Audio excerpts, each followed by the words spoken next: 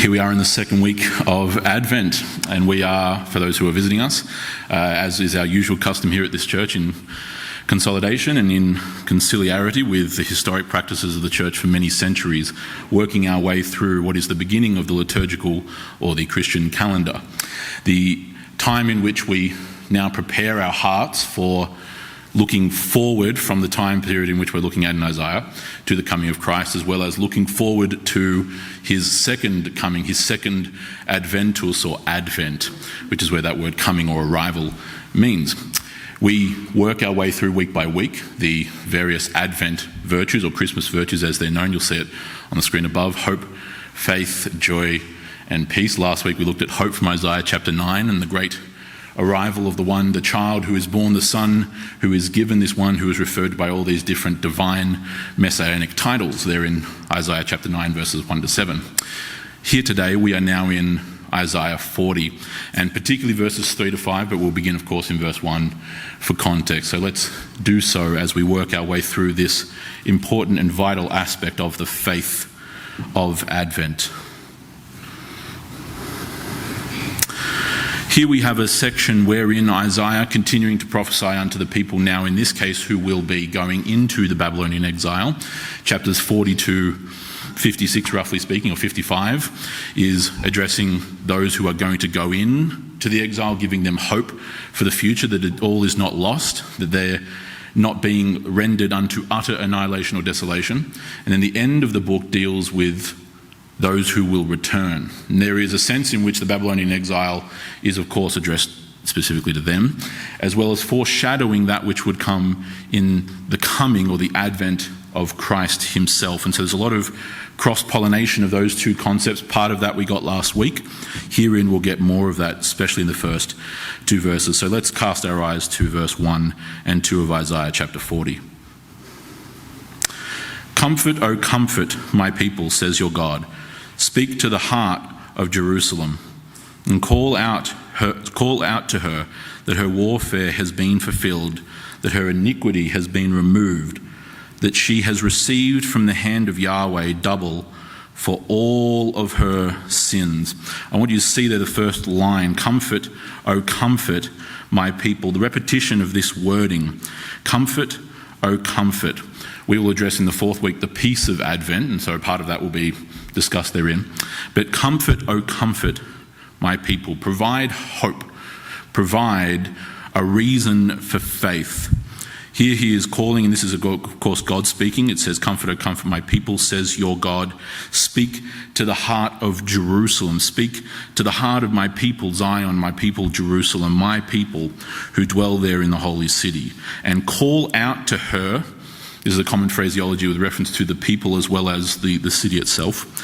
Call out to her that her warfare has been fulfilled, it has been consummated, that her iniquity has been removed. This calling out to Jerusalem, this calling out to the people of God, speaks to the heart of where they stand. Isaiah herein, we explained this last week, Isaiah specifically is in the time in which Assyria has conquered the northern kingdom and now Judea is on their heels, so it were. Hence the terms comfort, hence the provision of comfort, hence the provision of hope to speak out to the heart, to the soul, to the very people of Jerusalem herself. That her warfare has been fulfilled. This is one of those sections where in Isaiah, and he's not the only one who does this, but Isaiah does it, of course, more than others, comparatively speaking. He is proclaiming forth to those who will come. To hear the words that their warfare has been fulfilled is rather ironic in his day. Isaiah lives, as I mentioned, through the conquest of the Assyrian Empire of the north. Judea would follow with Babylon, annihilating them, reducing this very Jerusalem to rubble and to ashes, killing the majority of the people and taking off the aristocracy into Babylon itself. The idea that their warfare had been fulfilled sounds almost insulting if one doesn't have the perspective that the prophet Isaiah does here. If one doesn't actually have the kind of, in literal sense, vision that Isaiah has to see past what is going on, to see past the immediacy of their own circumstance. Her warfare has been fulfilled, her iniquity has been removed, that she has received from the hand of Yahweh double for all of her sins. That is to say, she has received the recompense, she has received the justice that has been brought. But again, this hasn't happened yet. This hasn't happened. Her warfare very much has not ended. Her iniquities have very much not been removed. In fact, Isaiah's entire ministry is him speaking to the heart of the people about their wickedness, about their evil, about their sin, about their evil, about the idolatry, about the prostitution, about the pagan sacrifices, about all of these things. And yet, herein, he is saying that it has been fulfilled, that her iniquity has been removed. He's speaking to those who will come back. He is speaking also to them, knowing that their descendants will not be abandoned, knowing that their descendants will not be left hopeless, that they indeed, in their day, though it seems dark and horrible, that it seems as if all is ending for them, that they instead should actually keep the faith, that they should trust this God who has demonstrated himself time and time and time again, that indeed he will not abandon them unto desolation and to hopelessness, that he will not totally annihilate them, but instead that if they keep the faith and if they teach their children to keep the faith and their children's children and their children's children's children and so on and so forth, that God will fulfill all that he has promised unto them, all that he has promised unto us as those who by faith in Christ are grafted in. And so he says to her, to Jerusalem, to them, their warfare has been fulfilled.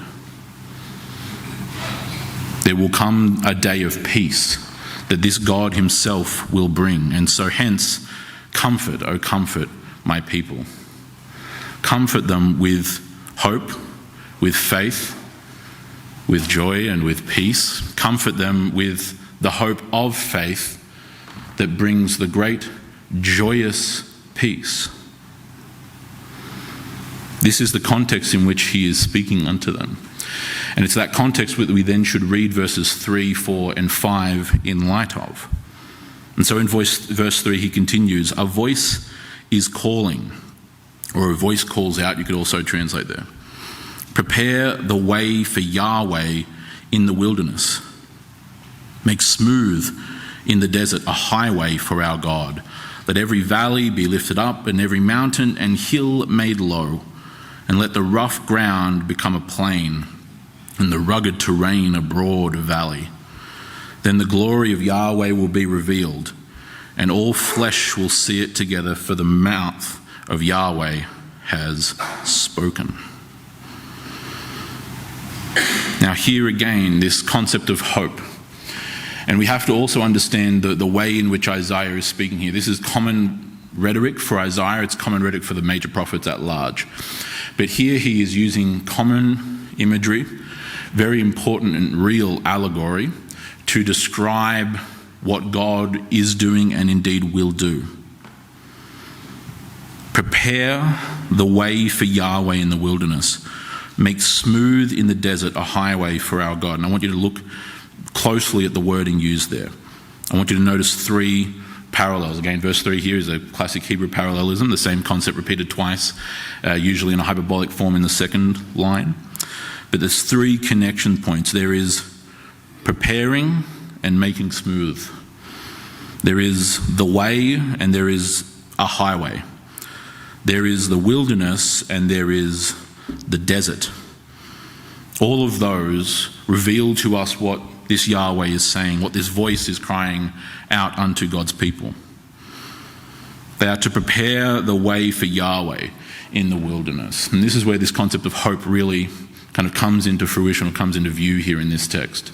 And especially in light of what we looked at last week, that the promise of that hope of the child that would be born, the son that would be given, the one who would rule with universal majesty, and he would be called Wonderful Counselor, the Mighty God, the Father of eternity, the Prince of Peace, and that the rulership, that the government of the world and of the dominion of thereof would be upon his shoulders, and of the increase of that government and of peace there would be no end, because the zeal or the passion of God would achieve it. We looked at that also in reference to what we then saw the previous week, so a fortnight ago now, from 1 Corinthians 15, that he shall reign until he has put all his enemies beneath his feet, the last enemy being death, right? So the second coming and the resurrection of the dead, the likes of which we confess weekly here in the creeds. But preparing the way for Yahweh in the wilderness, this concept of preparation or making smooth in the second line, this is where the element of faith is being drawn out. That Yahweh is calling unto his people, the faithful ones, as opposed to those who had apostatized, those who had abandoned the faith, those who had followed after false gods, that they would prepare. Now, like we highlighted last week, these Judeans here now left, those from the southern kingdom of Judea, are around 700 years before the time of Christ, especially by this latter portion, chapter 40, we're towards the ending of Isaiah's ministry. So early 7th century, early 600s BC. They're 700 years before the coming of this ultimate fulfillment. They're on the doorstep, proverbially speaking, at least relatively speaking, with regards to the Babylonian conquest. But even still, by the time the Israelites return back out of Babylon in the mid to late 6th century, this is still 150 years away from their time period. So the nearest kind of more immediate contextual fulfillment of this is still a century and a half beyond them. No one in this day that Isaiah's ministering in here, beginning of the 7th century, no one will ever see this fulfilled in their day. Okay. Let alone its grander ultimate fulfillment in the coming of Christ, nearly three quarters of a millennium after their day. If you want to understand the deeper meaning or connotations of faith, have the kind of perspective with regards to time that the scriptures do, which is not in the next 5 minutes. This is especially difficult for modern Western man, so consumed with instant gratification, so consumed with doom scrolling Instagram and Facebook and social media, and spending all their time wanting instant access to Netflix and to shows and to media content of various kinds. We've rendered ourselves with the equivalent memory and attention span of a goldfish by our own hand. We are so consumed with our own time because, first and foremost, at the deepest kind of philosophical level, we are consumed with ourselves. Our own pride, our own vanity, our own self-absorption draws everything in the world to its own epicenter like a black hole with a gravity inescapable, where everything in our little world becomes the be-all and end-all. This drives 1,001 different actions on the part of us as people. It drives individual decisions around everyday things like finance and customs and practices and so on. It defines bigger picture things like family and community and culture, because we are trapped within the confines of our own mortal lives by our acquiescence to materialism and to atheism and to the godlessness in which we have now placed ourselves.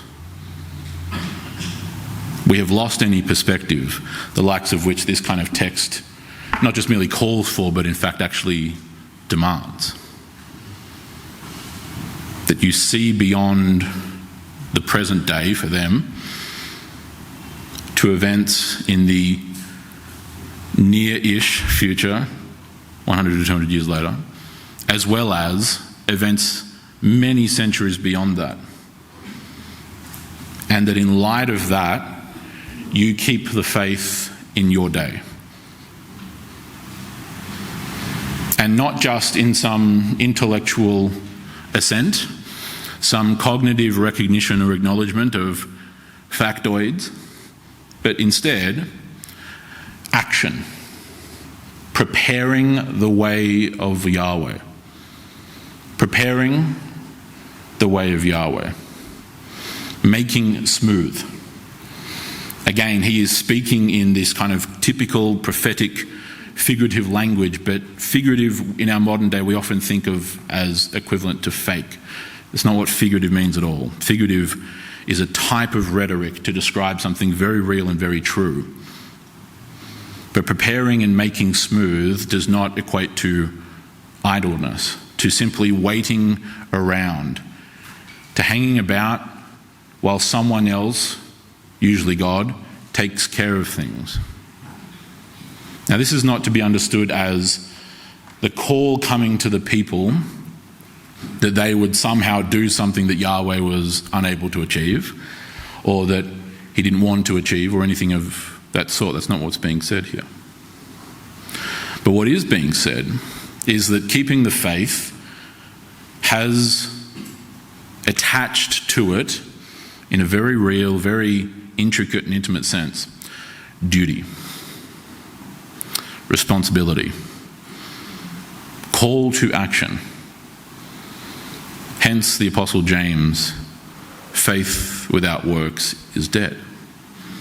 Not because we earn salvific merit, as we'd call it, with God by our works, but the demonstration of true and abiding faith, the one that keeps the faith, like the Apostle Paul commands, is that they continue in the works of righteousness, that they do what is good because goodness has been shown unto them first, that they demonstrate love by how greatly they have been loved, or because of how greatly they have been loved, that they walk in acts of grace and mercy because of the immeasurable grace and mercy that has been given, displayed, demonstrated and imparted unto us.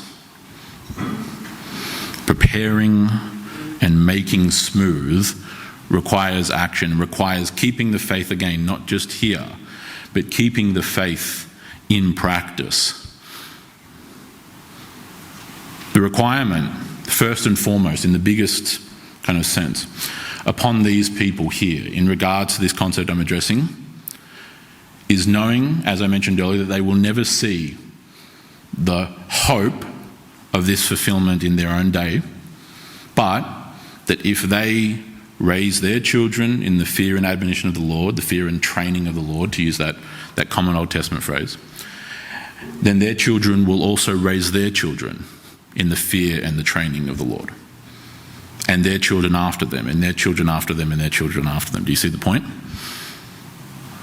That is how they prepare. They do their job in their day of preparation by not going the way of the rest of their countrymen, in this particular case here, which is idolatry and paganism, brutality, corruption, evil, perversion, and wickedness of all kinds. Instead, keep the faith. Keep the faith of your ancestors. Keep the faith of Abraham, Isaac, and Jacob. Keep the faith of Moses and Joshua and David. Keep the faith. And in doing so, prepare the way for Yahweh, even though, as the line suggests, you are in the wilderness. And again, the wilderness, the desert in the second line. Common imagery for us, especially for locals here, an odd reality. Wilderness to us, very different to wilderness to them. The wilderness for us perhaps is the densities of the bush and of the rainforests that reside here in this Blue Mountains National Park. For them, the deserts are the deserts of the Middle East, as we would call it today. The deserts of the ancient Near East. Barren land where things don't grow, or if they do, they sparsely grow. It's not where you would take your flock of sheep, for example. And hence the context of why David, a shepherd by trade, so it were, uses these references to wilderness and to the valley of the shadow of death, to this hardship and this barren land. Because that's not where you want to find yourself. Because A, your sheep will starve and die. They will die of thirst through lack of water. It is the abode of bandits and marauders and highwaymen, I suppose to use a modern term. It is the wild badlands of wild beasts and creatures. And in ancient times, in the ancient Near East, that included everything from lions to bears to certain parts of the ancient Near Eastern wolves, etc., etc., etc. Wilderness is equated with death. It's equated with separation from God. It's equated with darkness in that sense. Cities, light, lit up. Safety, walls, protection. The temple, etc., etc. So though they be in the wilderness, they are still to prepare the way of Yahweh. Though they are in the desert, as a synonym, they are to make smooth a highway for God, a road or a means of preparation. Now, part of that, especially in regards to this voice calling out, is addressed in the fourth week with regards to the peace, where we talk specifically about John the Baptist. So I'll leave part of that for that week or that sermon. But to take the point today with regards to the making of a highway or the smoothing of a way, okay? Highways, again, in opposition to wilderness, safe. Highways built, highways carved, highways traversed, highways where you could move across with regards to trade, with regards to migration, so on and so forth. For our Bible study students, you know, as we've been going through the book of Acts, for example, how the Apostle Paul and company used the Roman road system, the Roman road network, to travel faster and farther than they'd ever been able to before, with an unprecedented level of safety, with the Roman army protecting those highways, with the Roman navy protecting those travelling on the high seas of the Mediterranean. But the making of a highway, making smooth, is what he's then picking up on, particularly as we then move into this next section. Look at verse 4. Let every valley be lifted up, and every mountain and hill be made low, and let the rough ground become a plain, and the rugged terrain a broad valley. Let every valley be lifted up, let every mountain and hill be made low. Think in the context of preparation, and it requires a bit of geography and topography. The mountains and the valleys serve as obstacles. They serve as impediments to travel. We here, obviously in the Blue Mountains, have a famous founding story with regards to the three explorers traversing across the Blue Mountains, this high barrier which served as the distinction between Sydney Metropolitan or the Sydney Basin and the vast expanses of the West. And the reason why that journey of exploration is heralded so highly, even now 200 years or so later, is by virtue of the fact that it was so difficult, by virtue of the fact that by the time they got to the Victoria Pass, which for those visiting is about 15 to 20 minutes west of here, which takes you down and across the western outskirts of the Blue Mountains, they were astonished and they were struck by how difficult this would be to even come down the other side after having made it all the way through these mountains. They serve as obstacles, and so the imagery being projected or presented here is a raising up of the valleys, of the low places, which were dangerous for a variety of different reasons, and the lowering of the mountains, which again were dangerous for their own reasons. And this concept of making smooth, of leveling things out. Let the rough ground become plain, so the rocky, craggy ground, make it become smooth, easy to travel across. And the rugged terrain, a broad way, so rugged terrain, right? Tight passages, goat trails, things that were common in the ancient world, making it a nice, broad, open plain. All of this language is talking about preparation. All of this language is given for them and also for us in retrospect to see and to be able to understand the imagery or the symbolism going on here. This smoothing out of any obstacle, the clearing out of anything that would serve as an impediment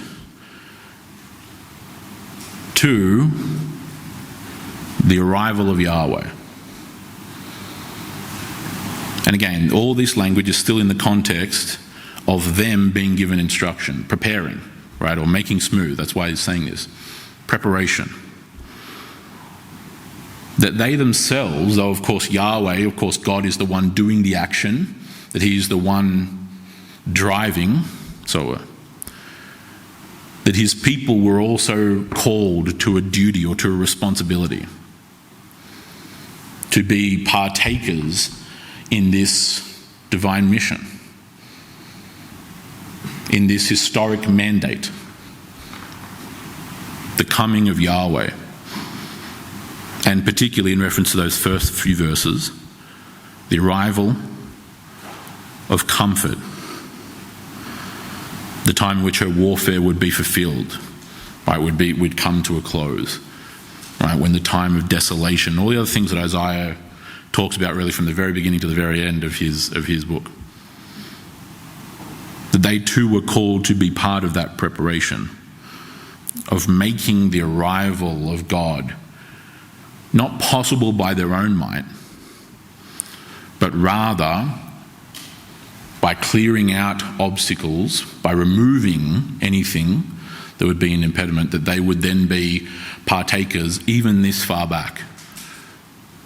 We've covered many times before, during ordinary time we're going through the book of Deuteronomy for those who are visiting. We've covered up to the beginning of chapter 5 now, and those first 4 chapters essentially, the first speech of Moses in Deuteronomy, is dealing with the history of the people. It's dealing with where they've been, where they've come. So we've been cross-referencing many times back into Exodus particularly and Leviticus as well. And we've seen all that God has been doing up to that point at the end of Moses' life in Deuteronomy. In this similar context, they're also called to be partakers of that as well. Deuteronomy, he's speaking to the new generation, those born during the time of the wandering in the wilderness, like we have here, who are now going to cross westward across the Jordan and into the promised land. That they are to see all that God has done, they're to keep the faith, do their part, fulfill their duty, and that then they would pass that proverbial torch on to those who would come after them. And that they will have done their duty in preparing, in keeping the faith by the grace of God. This is what he's speaking to. This very same concept, essentially, that we've been seeing for those who have been with us through Deuteronomy, is the same kind of thing that he's addressing herein. That this great vision of mountains being lowered and of valleys being raised. It also speaks, by the way, and this is important to see in connection to this, this connects symbolically very, very tightly with the flood of Noah, wherein you have mountains being raised and valleys being lowered. You have, after this time of great chaos, this deluge of water. We've explained before, but for those who haven't been with us before, water, and especially the seas, the high seas, throughout the scriptures are very deeply and allegorically embodying the concept of chaos. Those in the ancient world, particularly in and around the Mediterranean world, The high seas were considered a place of death. They were considered a place of chaos, constantly churning in the waves as opposed to the stillness comparatively of the land. You couldn't live out there. That's where monsters of the deep resided, so on and so forth. The seas have always been in the ancient world associated with chaos. And so the administration of God's justice in a flood is very apt. Humanity had sowed and reaped chaos upon the earth, and so then chaos they would get. Okay. But you have in there, following this, the raising of mountains, the lowering of valleys, and then the sea moving forth from there, of course. Here, this is almost a reversal. It's a reversal. So that raising of mountains and lowering of valleys in association with the flood, in association with chaos, judgment, consequences, right, is now here symbolically being reversed in the prophetic language of and through Isaiah. So therefore its inverse is what? Peace. Its inverse is what? Order. Its inverse is what? Goodness and stability. Hence, call out to her that her warfare has been fulfilled. Peace. Seeing those two things in connection kind of opens this passage up for someone who hasn't read it before, or someone who's unfamiliar with it at least. It's much like how, for example, and again we've also covered this before, a very common axiomatic statement in the Old Testament that then also finds its way into the New is, and Isaiah uses this as well, he uses this in chapter 13 in reference to the Egyptians. It's a phrase that goes that the sun shall be darkened, the moon shall no longer give its light, and the stars shall fall from the heavens. Okay. Now it's a significant misreading of that text to wander out one night and look up and wait for stars to fall out of heaven and for the moon to all of a sudden vanish. Okay. He uses this phrase, Isaiah, many others do also. John also then picks it up in the Revelation. It's what we call decreation language. It's apocalyptic language. God in Genesis chapter 1 creates the sun, the moon, and the stars. He orders them. He sets them in the course that they run through the heavens. This vision of the sun being darkened and the moon no longer giving its light and the stars falling from heaven is a reversal of that entire concept. It's again chaos language. This is much like that in reverse, because we then see other portions where God sets in course the sun, the moon, and the stars, vis-a-vis Genesis 1, for example. Here, the exact same paradigm is going on as well. It's the inverse, it's the opposite of what happened in those early chapters of Genesis with regards to the flood. Instead of raising up the mountains and lowering the valleys, now the mountains are being lowered and the valleys raised up to a plain, to flat land, unobstructed by such topography, unobstructed by rocky, craggy ground, open, flat, able to be built upon, able to be traversed, able to be farmed, able to provide life and flourishing, able to plant on. All these various concepts. Again, those reading this in this day would have associated all those various things immediately, essentially. And seeing this concept of peace and all that's attached to it. And all for the purpose of what then comes in verse 5. That once this preparation has taken place, once these things have occurred, once these things have been fulfilled, verse 5, then the glory of Yahweh will be revealed, and all flesh will see it together. The glory of Yahweh will be revealed. And the Word became flesh and dwelt among us with glory, and we beheld his glory, glory as of from the only Father. No man has seen God, Yet this God, the only begotten God, the monogenes, the unique one, he has exhorted. He has revealed him. He has made him known. He is the very glory of God, and he has made God known by his indwelling in the flesh.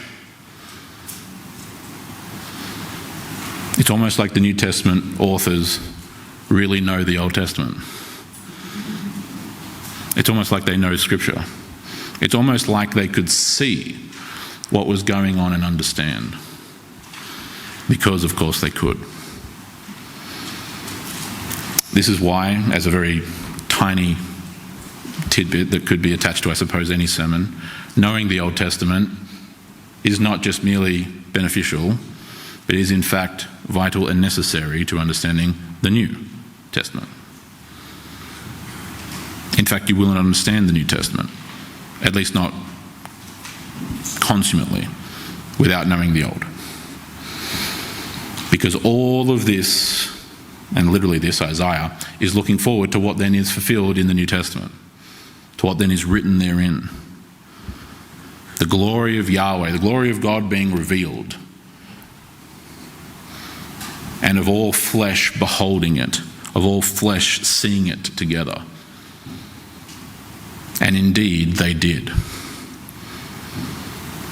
Indeed they did, all flesh, see this glory of God revealed, because this glory of God had been revealed, ironically, in the flesh.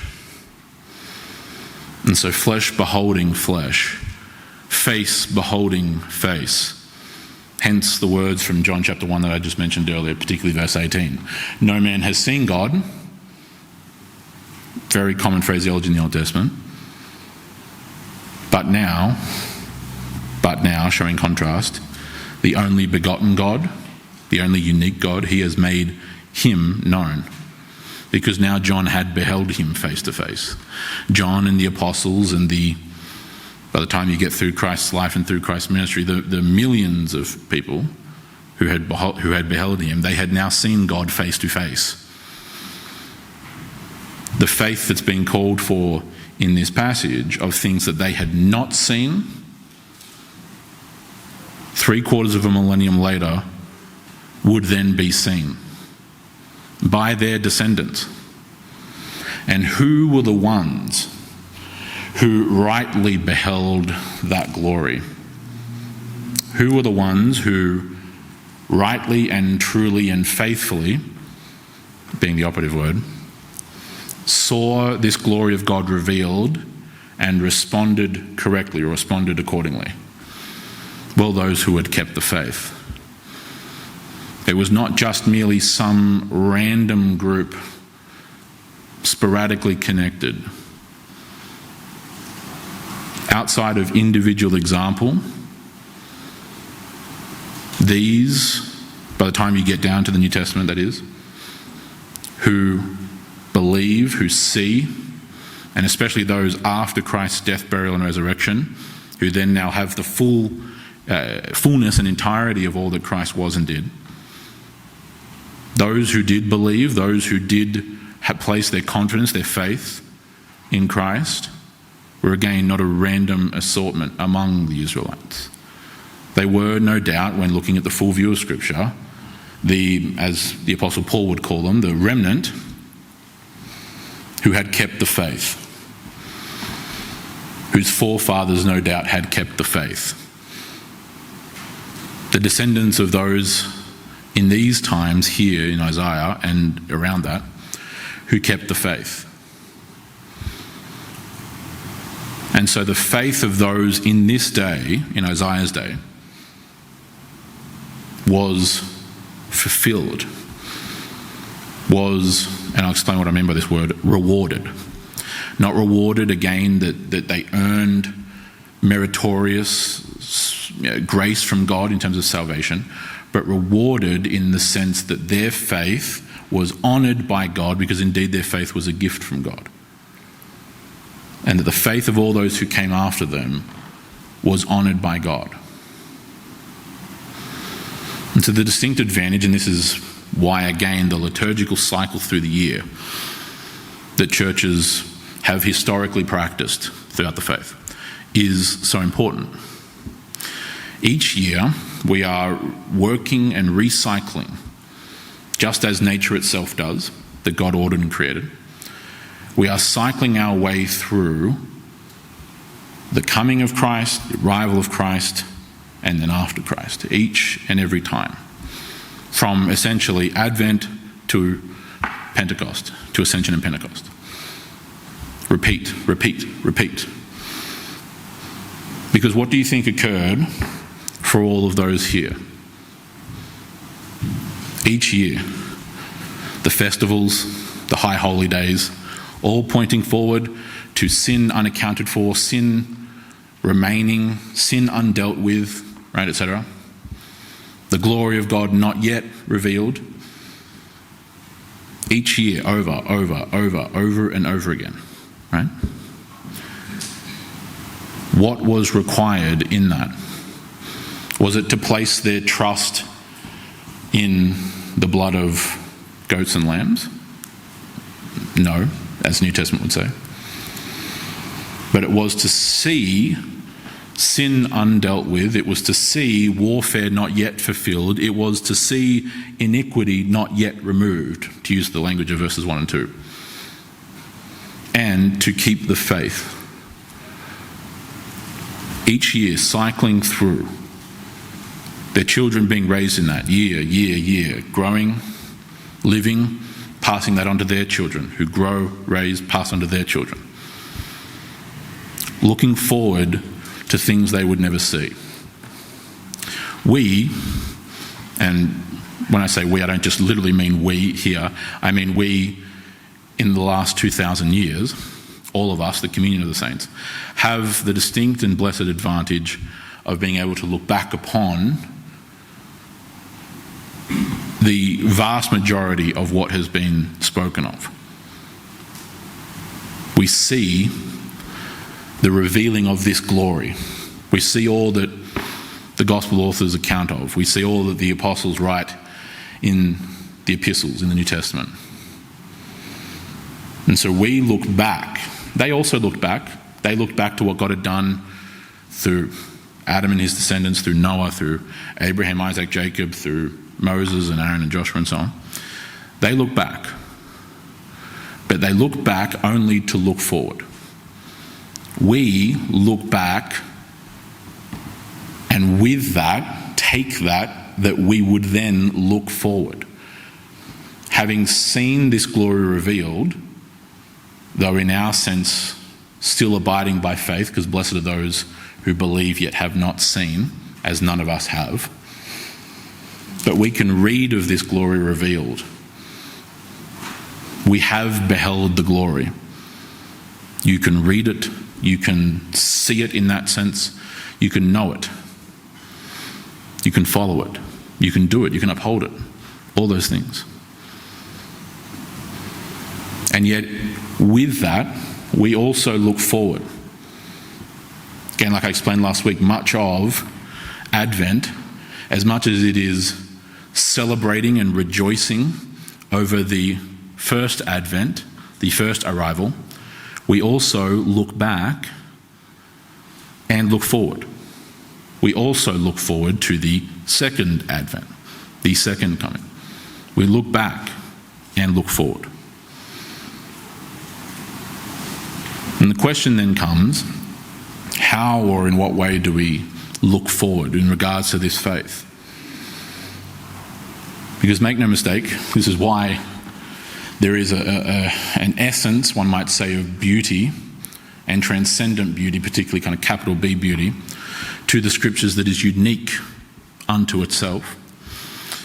Its ability to transcend time. Its ability for its content and its substance to transcend the time period in which it happened to be written. In this case with Isaiah, here, the in and around 700 BC, that framing. Because we also are partakers in this preparatory work.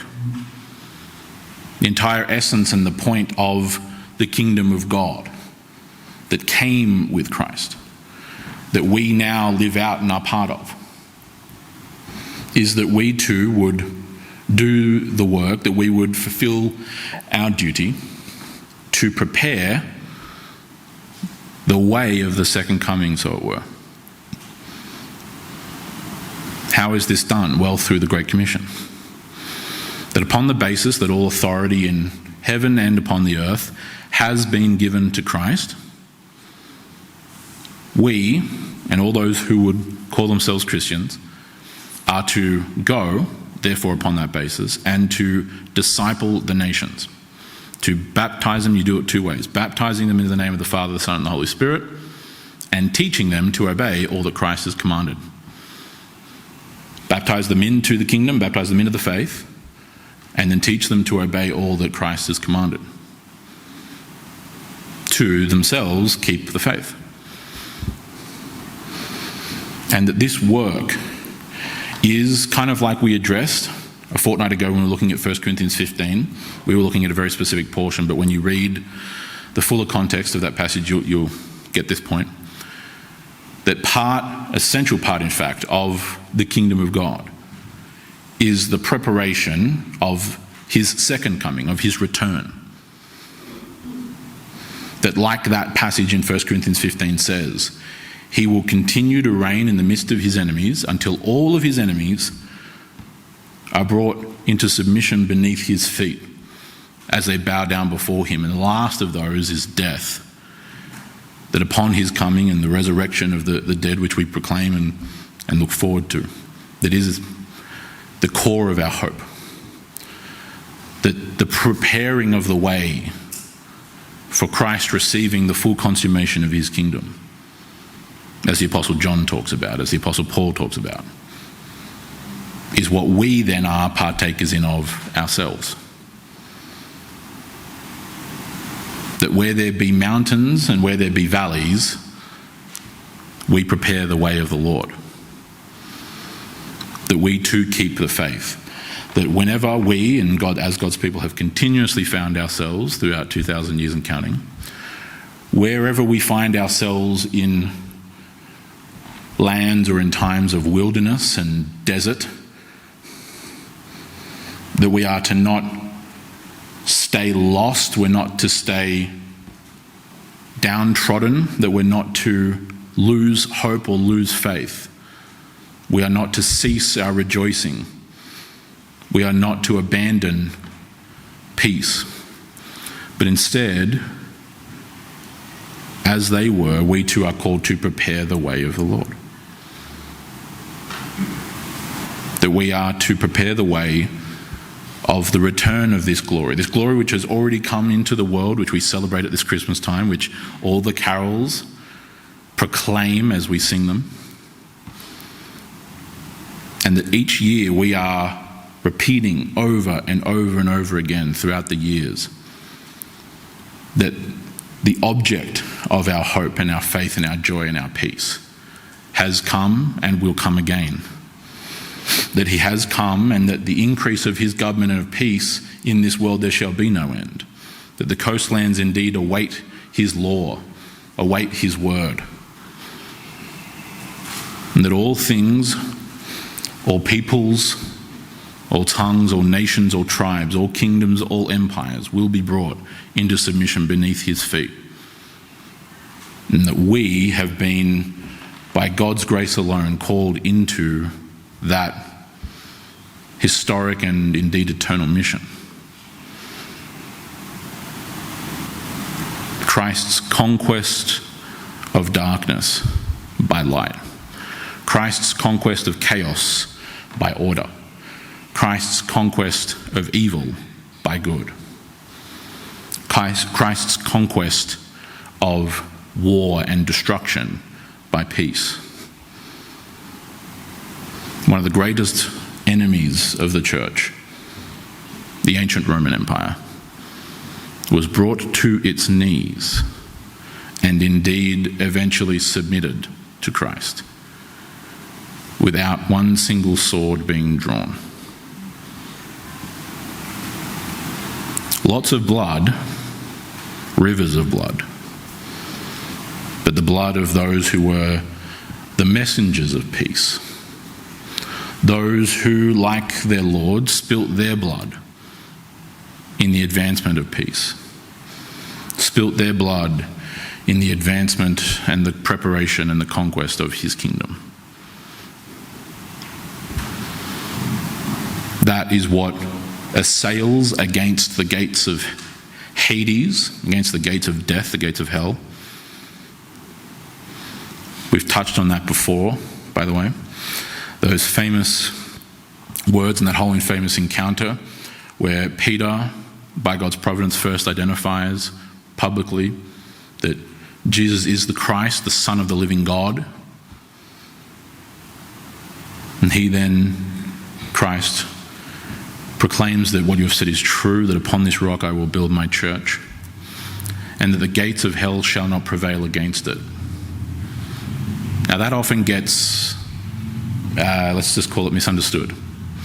It often gets misunderstood that the church in that analogy, the church in that figure of speech, is defensive, is on the back foot, is battening down the proverbial hatches as we are assailed by things around us. That's commonly how it's understood today. Not historically, but certainly today, at least in the West. The issue is that that's not what he's saying. The issue is that's not what he's saying at all. Gates, for anyone completely and totally lacking in knowledge of military affairs, are defensive measures. Gates are part of walls. They are part of the defensive structures of a domain or of a city. Yet Christ says that the church stands upon this rock, which is that Christ is the true and living God in the flesh, and the gates of hell will not prevail, will not conquer the church, will not prevail against it. They will not be victorious. If they be gates, then who be on the offensive? The church. The church is the one with the battering ram, battering down upon the gates of hell, upon the gates of everything evil, upon the gates of darkness, upon the gates of wickedness, upon the gates of corruption, of malice, of envy, of spite, of pride, of lust, and everything that cuts one off from goodness and from God himself. That's what the church does. That's what the church is doing. We are on the offensive. We look around in our day. We see increases in moral corruption. We see things that are, even to certain non-Christians these days, perverse. Things that go beyond the bounds of anything that would ever constitute reason or logic or sanity. We see what would in any meaningful sense be described as darkness. Yet we know that in times past, of recent vintage, of recent centuries, that in our lands, in our nations, this was not the case. We've seen an increase, an influx, a growth, an expansion of darkness and of evil. And this is where, let's just say the rubber hits the road. This is where I would not be doing my job if I didn't communicate this way. If there was not evil in the land, not to this degree, right, not to this institutional, national, cultural, societal level, and there now is, how, one might suppose, do we think that we've gotten here? Fortunately, we have plenty of good example, like this very one, this very book that we're reading from. Because centuries prior to his day, the kind of rampant pagan idolatry and evil, the child sacrifice, the temple prostitution, the slavery, the warfare, the barbarity, the grotesque public evils, there was a time centuries prior to Isaiah's day and to those around Isaiah's day, leading up into the Babylonian conquest, where that was not the case. Yet even a cursory reading of the Old Testament will tell you what happened. Apostasy. The people of God started abandoning the faith. They abandoned God. They abandoned the covenant that their ancestors swore before God, that they themselves, by extension, had sworn that they were part of. And when they stopped keeping the faith, what happened?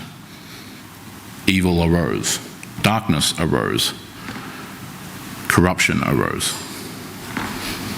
It doesn't take someone with a PhD in history to figure out what's happening. Why has our nation become like this? Why has Western civilization at large, to varying degrees depending on what you're talking about, but at large on the whole, why has Western civilization become like this? Because we have been failing to do our job. We have. When I mentioned in the introduction that our time or our perspective on time has become very narrow, very self-centered, very self-absorbed, very finite, temporally speaking, the we is not just, people outside the four walls of the church, at any given church, wherever you're talking about. No. This nation was in the high 90th percentile Christian, as was the West. And so then if evil starts expanding, it didn't just come out of thin air. Cultural practices and institutions, now riddled with corruption and immorality, and things that are quite literally insane. We are not the victims of it. We are guilty of it. And my own personal piety or morality, whatever it be by the grace of God, does not obfuscate me from using the collective we, as opposed to you or something in the second person. No, it's we. I'm born in 1995. Our problems were long underway by that time. I'm not exempt from using the term we, because that's not how nationhood works. That's not how people work. And so the question then is that, like in Isaiah's day and in and around his time, and then of course between Isaiah and the coming of Christ, he himself does not obfuscate. I would encourage you all to read Isaiah chapter 6 perhaps this afternoon or this evening, where in this very Isaiah, the prophet of God declares, upon having seen the vision of the heavenly temple and the Lord high and lifted up, I am a man of unclean lips, and I dwell among a people of unclean lips. He doesn't exempt himself from it, nor shall I. But yet, he remains faithful. He tells the truth no matter what the cost was. He tells the truth even to those who he knows, who he loves, who he cares for deeply. He tells the truth no matter what the cost. And he keeps the faith. Not just here, but also here. And he and those who are faithful trained their children up in that very way also. The time of Isaiah provides a very accurate setting and understanding and vision of what the call of God's people should always be when they find themselves in the proverbial wilderness, in times of great evil and corruption and chaos. And that is to keep the faith, to prepare the way of the Lord, to uphold and fulfill the Great Commission for that is your sacred duty.